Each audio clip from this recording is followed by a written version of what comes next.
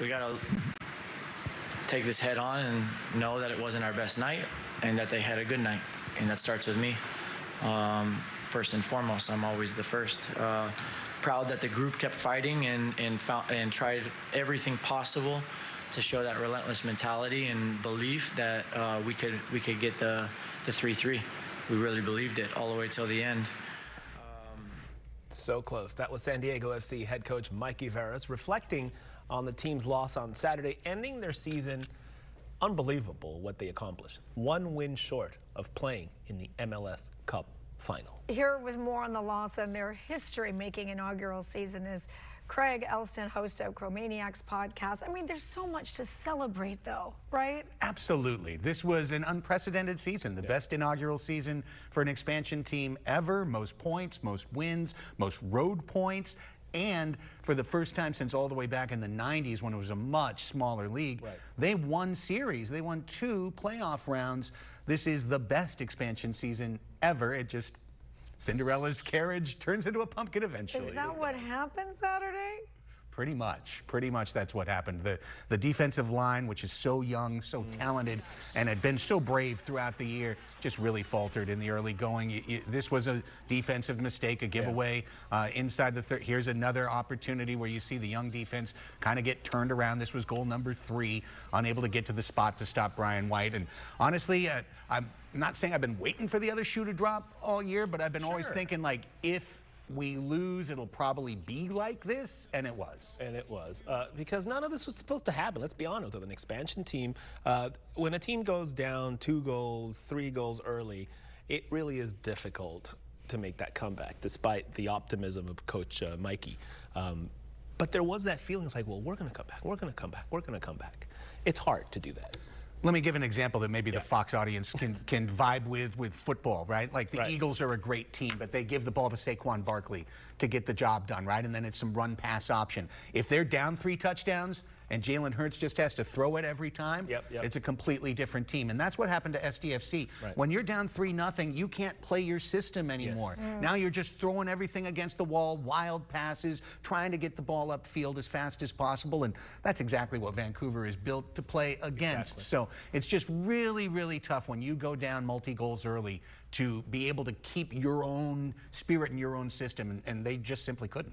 Chucky Lozano scored the only goal, so I got to imagine that was the big moment. Yes. Yeah? Oh, it was, I mean, it kept the crowd so excited, and honestly, that crowd, guys, was incredible. So passionate, backing the boys all the way through, including the north end, staying right till the final whistle and beyond to give another thunderclap. Like, the crowd was amazing. The feeling after Chucky scored was, we might be able to do this. Get one more in the next 20 minutes, and we're right there. But Vancouver locked things down. And no rest for the weary. Coach Veras immediately after the game was asked, is Chucky coming back next year? It's like, sorry about the loss. Is he coming back? Let's listen to what he said. Well, no, I won't answer that question because we just lost the final. And I think it's a lack of respect for the fact of that we just lost a big game and that these guys did an amazing season. All what I will say is that Irving is fully committed to the project, and you can see that he came in with a lot of energy and a lot of will to win the game and to try to help the team make a comeback and scoring a goal, getting us one step closer. It's a fair response from the coach. It's also a very fair question from the reporter who asked it. What does the contract situation look like? What do you think is going to happen with Chucky Lozano next season? First things first, the contract is for Chucky to be here. Chucky signed for 3 years. So if everything is copacetic, Chucky's back. Hopefully he's the #1 attacker next season. The real question is, what does Chucky Lozano want to do? If he is pressing this behind closed doors, saying, Liga MX is calling me, I want to come back to my home country, anything like that, well, then SDFC's general manager, Tyler Heaps, has a huge decision to make. What do? Do you do a transfer? Do you do some sort of sale to a Mexican League team? And then who do you get to replace your most expensive player by far in Chucky? It is probably the biggest question looming over the team. However, it could be answered very, very simply with, yeah, he's back. Yes, of course. That's all he has to say. He has a contract, but we'll let it play out. As Coach said, listen, let's wait a day or two. Speaking of letting it play out, what's going to happen now? You know what's crazy, Charlie? I was just thinking about this morning. There are only 2 months. Is this the new shifting? Is that starting next year already, where they're shifting the? No, 1 more year. That's 1 more year. 1 more year. So they're literally back in like a February something. The only 2 months in 2025 that What? SDFC didn't play a match, January and December. Okay? They were going to play in December if they won on Saturday. Yeah. And guess what? They're going to play in January because as a top 4 finisher in the league, they have qualified for the CONCACAF Champions League. Okay, That's putting all the best clubs in the Western Hemisphere against one another. Their first match in Champions League is going to be in January. So this is going to turn around really quick. Wow. Where's that going to be?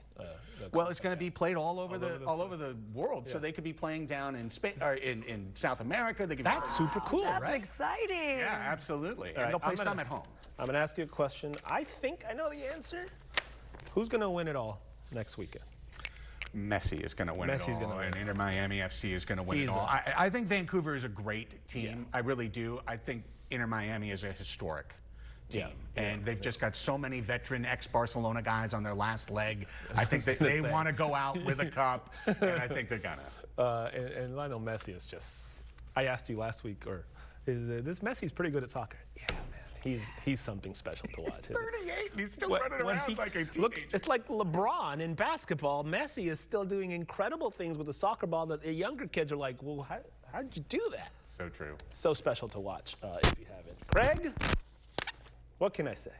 It's been quite a run, guys. It It's was been good. a pleasure. I'm proud. That was amazing. And to all the San Diego FC, to the fans, to the players, Coach Mikey Veras and everybody else, thank you for all the time, and it was really magical. And don't forget, soccer is 12 months a year professionally in go. San Diego. Yes. Soccers are playing, San Diego soccer- Soccers, next couple of months, and then we'll be right back with SDFC and Wave in the winter. I cannot wait.